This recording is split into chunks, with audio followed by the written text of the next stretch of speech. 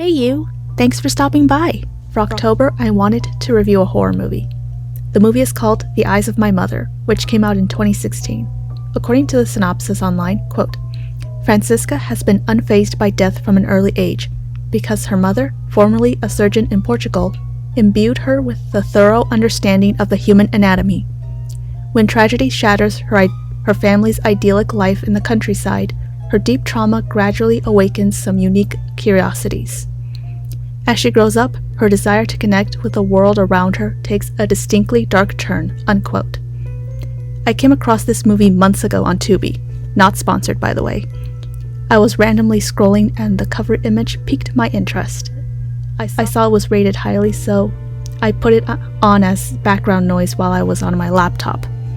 I quickly became invested in the movie, and by the second half, my goodness, that second half was not what I was expecting. This movie is dark, and I'm not just saying that because it's in black and white. I would watch it almost every day until it was taken off of Tubi. You can still watch it on other streaming services, but you have to pay. I thought about making a video on this months ago. Then YouTuber SpookyRice also made a video on this that you should check out. I'm glad more people are talking about it. It only seems fitting to talk about it in October. As a longtime fan, I've always wanted to do the SpookyRice intro. If you want to see what happens, including all the messed up parts, stay tuned for the breakdown. The movie begins with a woman wearing a blindfold walking down the road. A truck driver stops to help her as she lays on the ground. The rest of the movie is about the moments leading up to this moment. I wonder what happened to her. We meet our protagonist, a young girl named Francisca, who lives with her parents on a farm. The mother was a surgeon in Portugal and shows her daughter how to remove the eyeballs from a cow. One day, a salesman named Charlie shows up and strikes up a conversation with the girl. Francisca, didn't your parents teach you about stranger danger? The mother comes out and Charlie asks if he can use their restroom. The mother agrees and shows him inside. Ma'am, did anyone teach you about stranger danger? Charlie pauses to admire their house and begins asking questions, but the mother redirects him to the bathroom. Charlie asks when her husband will be home and to show him the bathroom. It's then the mother becomes afraid and asks him to leave, hiding Francisca behind her. I don't know how you didn't see how creepy he was until now.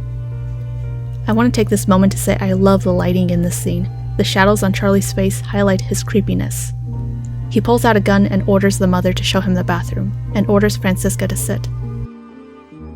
It cuts to the father pulling up to the house to make a horrifying discovery. Charlie has beaten the mother to death in the bathtub. The father knocks Charlie out and drags his unconscious body to the barn. They bury the mother in the nearby forest. That night, while the father and daughter are watching TV, Charlie makes noise from the barn, so the father shuts him up by hitting him. The next day, Francisca treats Charlie's wounds.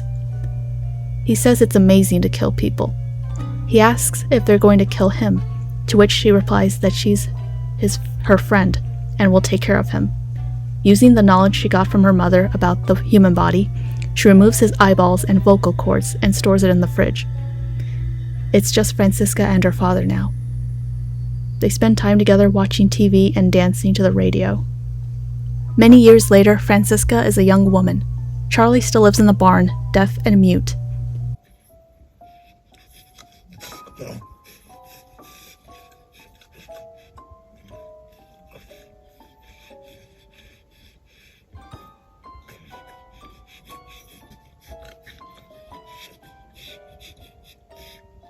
Her father died in his sleep, but she's in denial. She sits him on the couch, bathes him, and shares the same bed. She becomes desperate to find someone to connect with, so she takes a long drive into town to meet people. She stops at a bar and brings home a woman named Kimiko. They start talking, and Francisca mentions how she lost her mother. Kimiko gives her a hug. I'd give her a hug too. Okay, now kiss. Oh, they actually did kiss. When Kimiko asks about her father, Francisca jokingly says she killed him, freaking her out. Kimiko tries to leave, with Francisca offering to give her a ride home. Kimiko declines. She tries to make a phone call, but it's not connected. Francisca pleads for her to stay.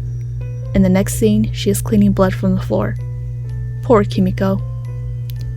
Francisca then brings Charlie into the house to clean him. He probably hasn't had a bath in years. She takes off his blindfold. Seeing the blindfold peel off and his dry skin gives me chills. That's a horrible condition for anyone to live in. Then she takes him to bed. "No, Franny, no, you are not sleeping with the man who killed your mom." I refuse to believe it.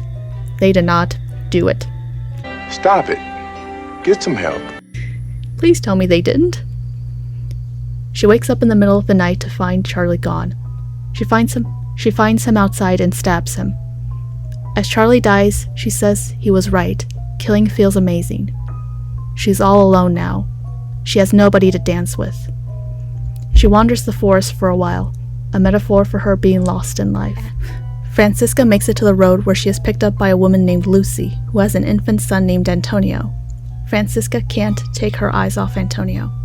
When they arrive at Franny's farm, she asks the mother if she can hold him. Lucy says they have to get going, but gives in. And then, I'll just let the scene play out. It's okay. Okay, so you just want to hold his head up. Alright, baby.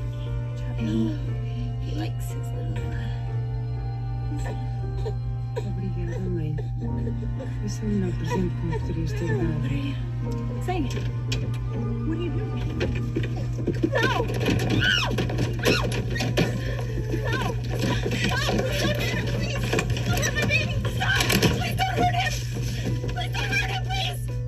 Lucy follows Antonio's cries to the upstairs bedroom. Francisca comes from behind the door and stabs her in the back. Lucy can only watch helplessly as Franny comforts the crying baby. In the next scene, we see Lucy being chained up in the barn, and her eyeballs and vocal cords have been removed. The first time I saw this, I initially thought only her eyes had been sewn shut. Oh, Franny, how could you? I was rooting for you. I was rooting for you! We were all rooting for you! How dare you! Francisca has now become the villain, and as bad as Charlie. Well, she was already bad when she killed Kimiko, but this completed her transition into a villain, and has become the very thing that caused her trauma as a child. Come to think of it, what happened to Lucy is similar to what happened to Francisca's mother. The mother was trying to be nice by letting Charlie use the bathroom, and she lost her life because of it. Lucy was trying to be nice to Francisca by giving her a ride home, only to lose her sight, her voice, and her son. I didn't feel bad when this happened to Charlie, but to happen to an innocent person gives me chills. Francisca believes her mother sent Lucy and Antonio to solve the answer to her loneliness. Now she has a quote-unquote friend and a son. Years pass and Antonio is now a young boy. Lucy is still in the barn, with Francisca only coming around to deliver a bucket of food and clean up after her. This is a fate worse than death. She did nothing to deserve this. One day, Antonio gets curious about what's inside the barn. At night, he enters and is horrified by what he sees. Even though we, the audience, know she is his biological mother, to him, she is this scary creature. He runs back to bed and tells himself it was just a dream. Lucy knew he was there, but was unable to communicate with him. She must have known it was her son. The next day, Antonio asks who was in the barn, but Francisca avoids telling him the truth, simply explaining that he's not supposed to go in. Lucy overhears this, and even though she doesn't know how long she's been in there, knows that's her son's voice, but once again can't do anything. I have a mouth, but I cannot scream. The next night, Antonio goes into the barn and frees Lucy from her chains. Lucy slowly makes her way outside. The next morning, she is on the road when a truck pulls up, like in the beginning of the movie. I bet you thought the woman from the beginning was Francisca. Remember when I said earlier that at first I thought only her eyes were sewn shut? When I saw this for the first time, I thought, oh, her eyes will be unstitched and she will see again and have a somewhat normal life. That's not happening. The last thing she saw was another woman cradling her stolen child. All she did was offer a stranger a ride home. In the morning, Franny discovers Lucy is gone. She digs up her mother's body and cradles it, wishing she was still here to meet Antonio, and that they could all be together. Despite the horrible things she's done, I still feel bad for her. She never got over the trauma of losing her mother and had no support system. As Franny walks back to the house, she sees the police cars pulling up. She runs inside to wake Antonio. Knife in hand, they hide in the bathroom. She says they will never take her son. We hear a gunshot, and the movie ends. It's one of those endings left up to the viewer. Did Francisca die? Did she and Antonio die from that single gunshot? This is the part where I give my thoughts. I don't know where to begin. Francisca is a complex character. While she does terrible things near the end of the film, we understand why she does it.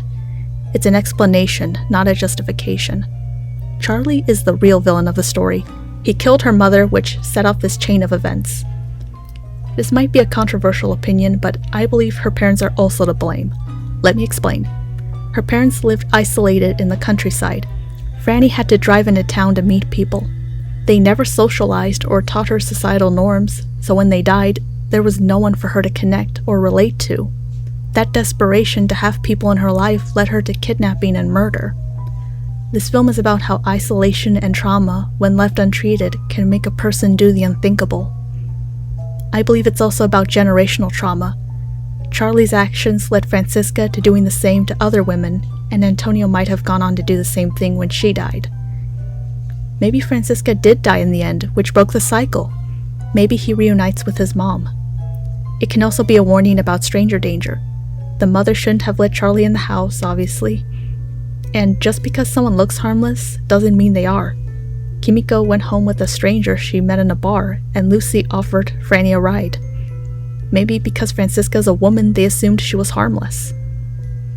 I found this interview from the director about how he wrote the main character. Quote, "I think that throughout the writing stages, the most important thing was making Francisca as human and real as possible, and picking the moments where she would be particularly violent. But it was important to me that the film wasn't a slasher, and there was a humanity and sympathy for this girl. The whole movie was a balancing act of making her evil and sympathetic, back and forth, and sometimes at the same time, so to sort of play with those expectations and just constantly be treading that line. I want to know how you feel about Francisca. Do you hate her or feel sorry for her? If you like this video, then consider subscribing, liking, or sharing. What's the most disturbing film you've seen? Let me know your thoughts in the comments. Thanks for stopping by.